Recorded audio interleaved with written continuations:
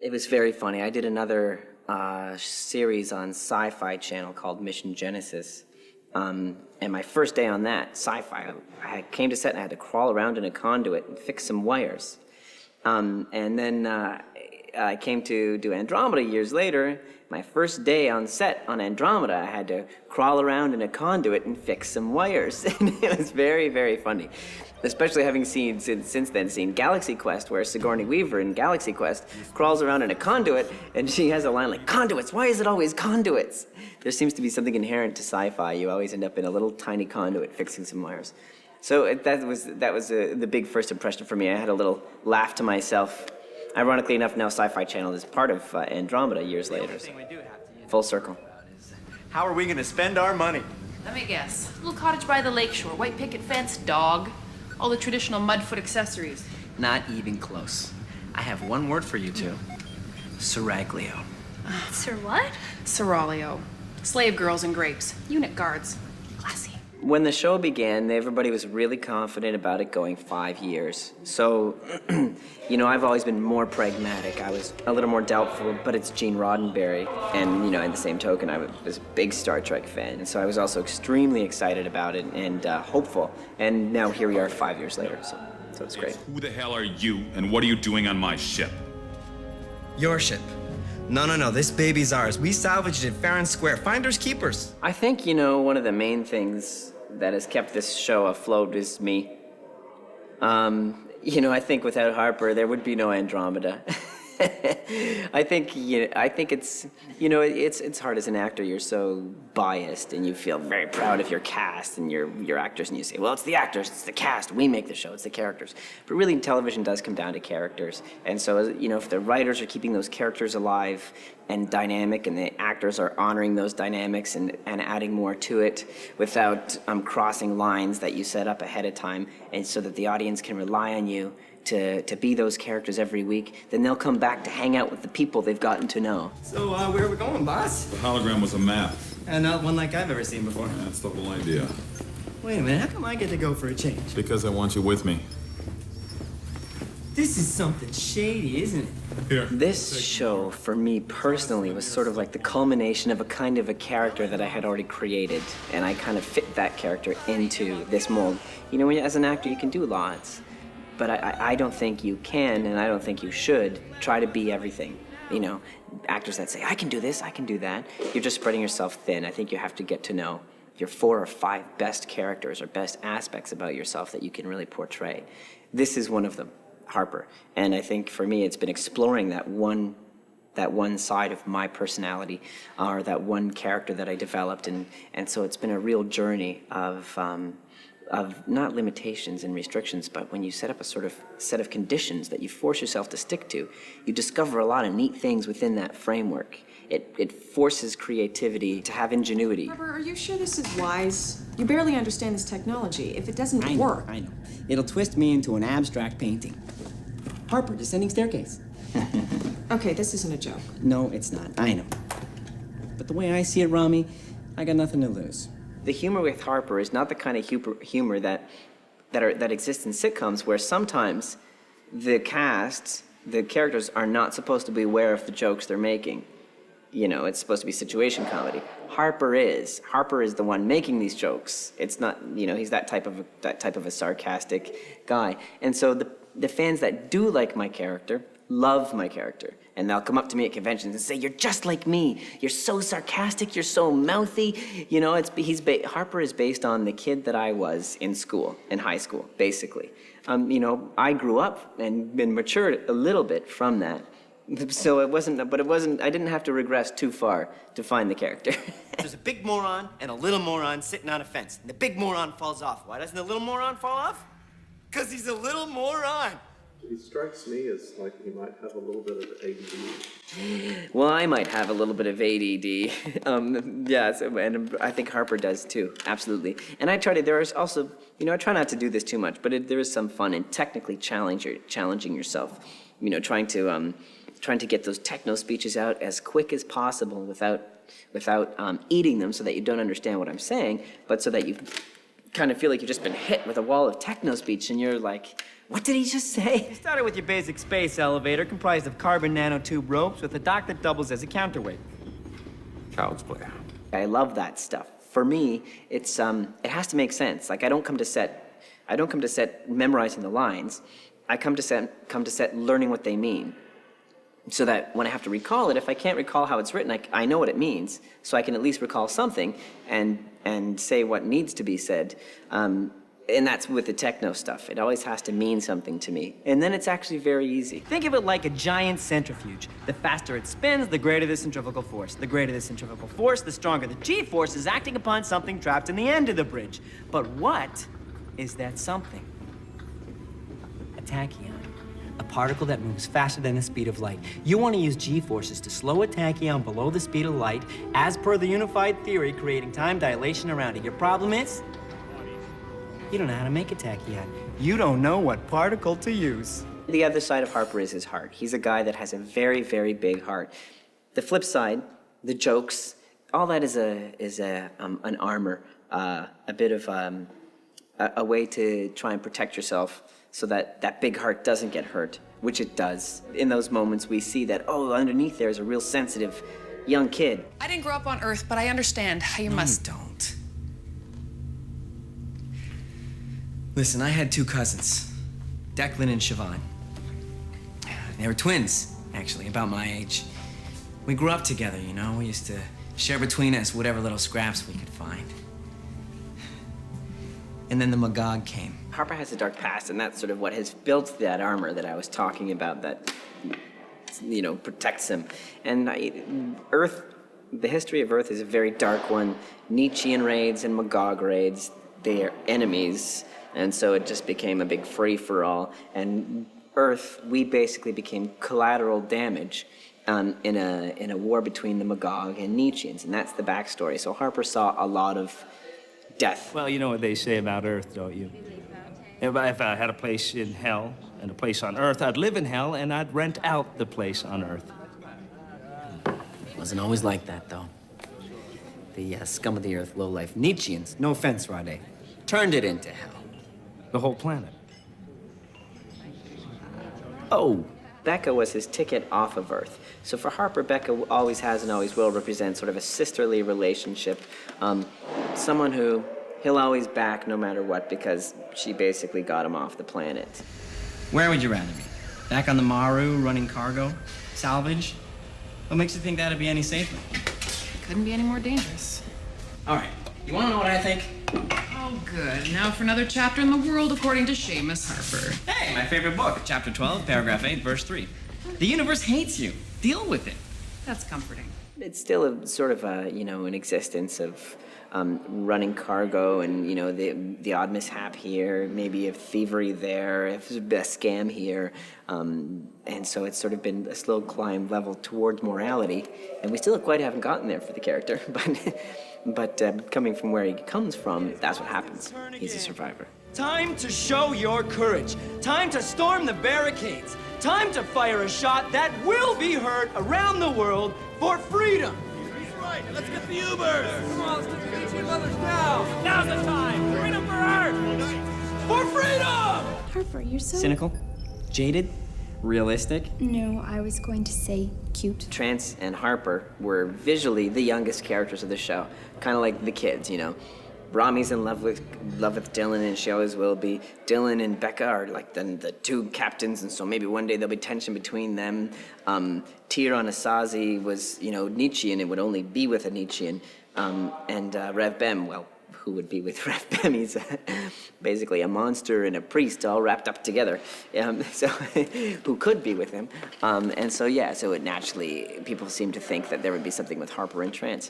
And then when Trance, in season 2, I think it was, in Ouroboros, when Trance switches places with herself, and this much more formidable Trance comes to us from the future.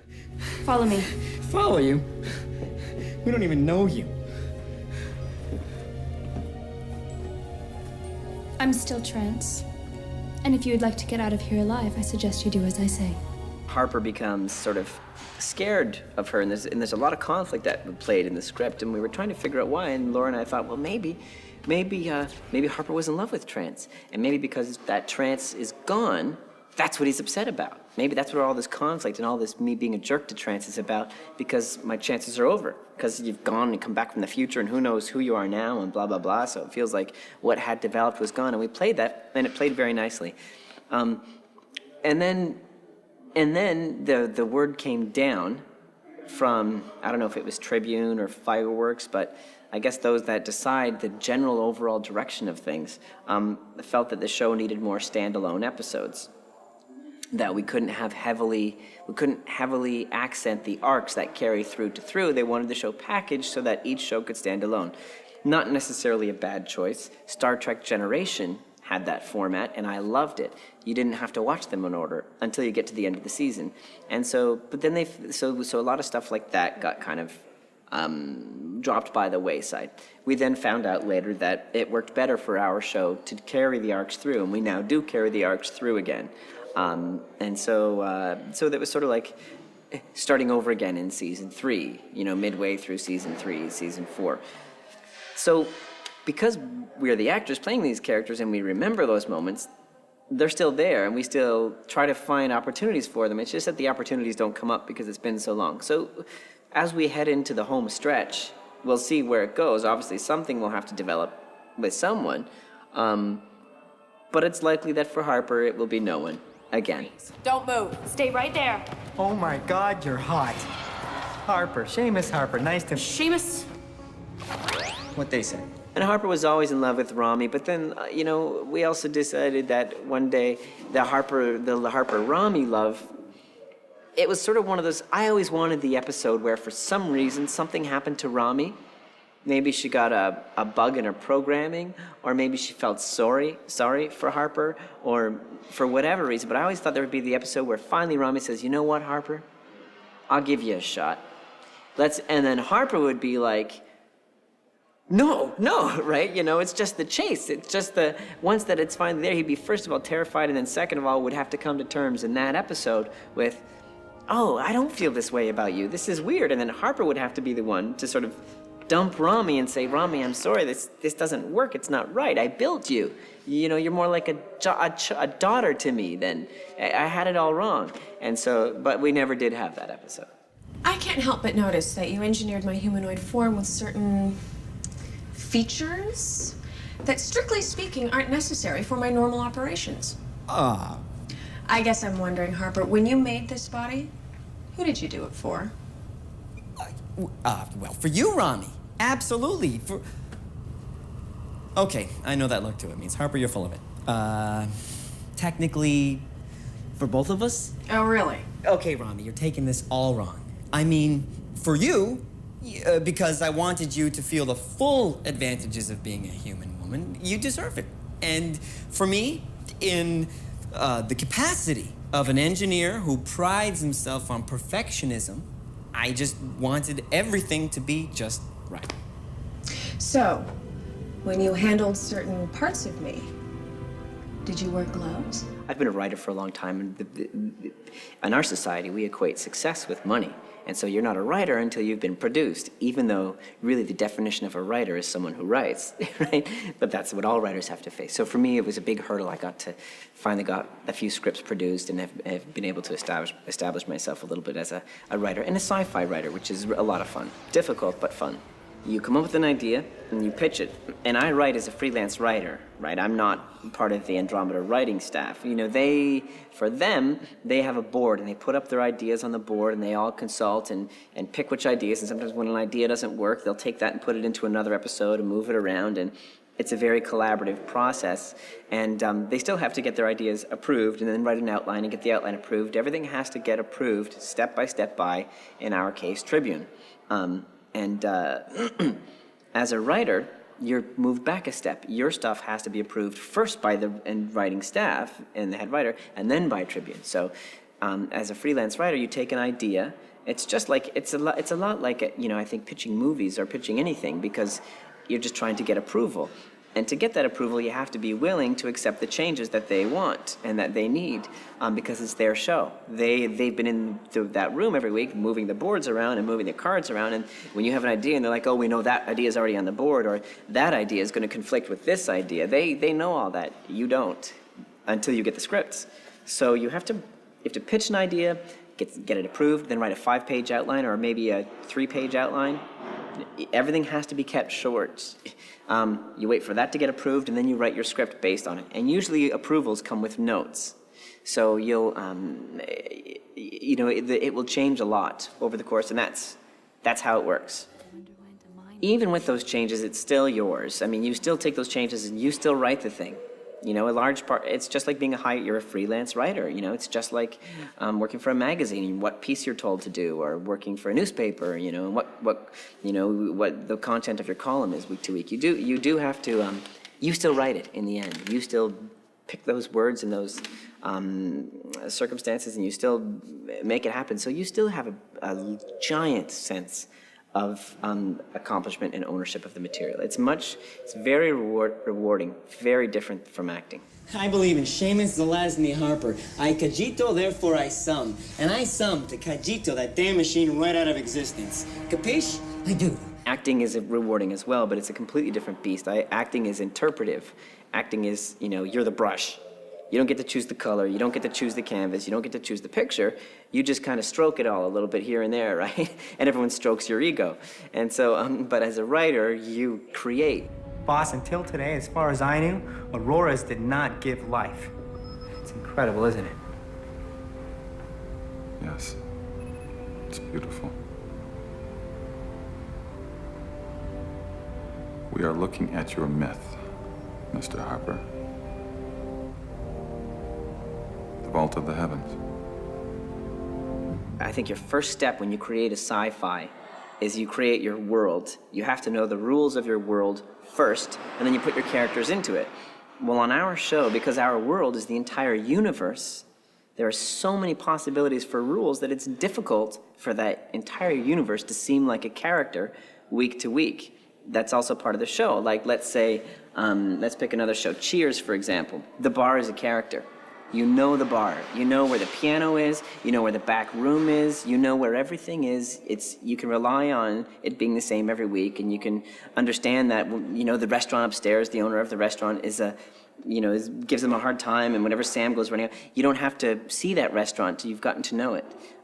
With an entire universe as your world, that can be very difficult. So, this season, because we're stuck in a place, all of a sudden, a bigger sense of place exists, and it does become a character, a very large part of the story. And it's really interesting. It seems and feels like we're going more places, even though we're stuck in one place. It's that whole dichotomy of restricting creativity again. Since you're in such a good mood, why don't we say drinks are on the house for the rest of the night until you pass out? Are you making fun of me? No, not you specifically, but the day is still young. Doyle, good timing. You're gonna want to let go of him.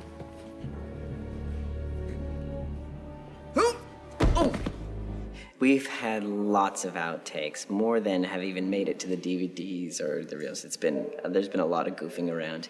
And there's one thing in particular that Lisa Ryder, you should ask her during her interview, has the mouth of a sewer sometimes when she messes up. I don't know if you could, attach it to this and show a little bit, but if you can, show it now and turn the volume down and put lots of beeps. You'll hear lots of beeps of Lisa Ryder messing up.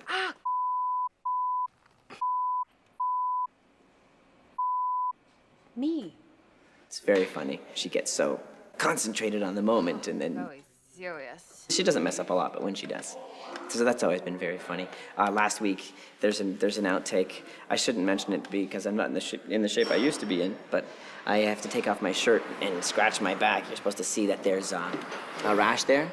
But what I did was I got the wardrobe guy to make furry pasties with tassels, and I taped them to my man chest and took off my shirt and started dancing for the camera. So I'm sure that's in there somewhere too. There have been lots of funny things.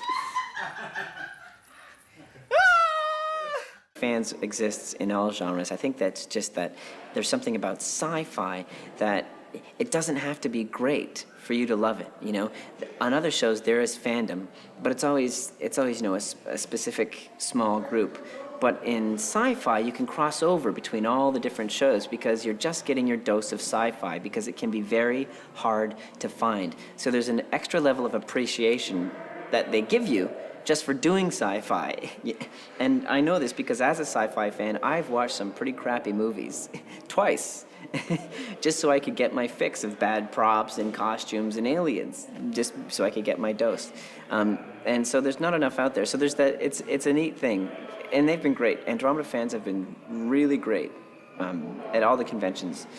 You know, you hear stories of problems that people have had. I think you know Kevin Sorbo as Hercules, which was a much larger fan base to begin with, and also because he was running around in a loincloth, showing a lot of skin, you know, people have seen a lot more of you, and so you're more bound to have people.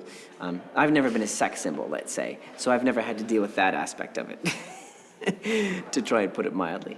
So yeah, it's been great. No one's ever asked me to run around in a loincloth. Wonder why.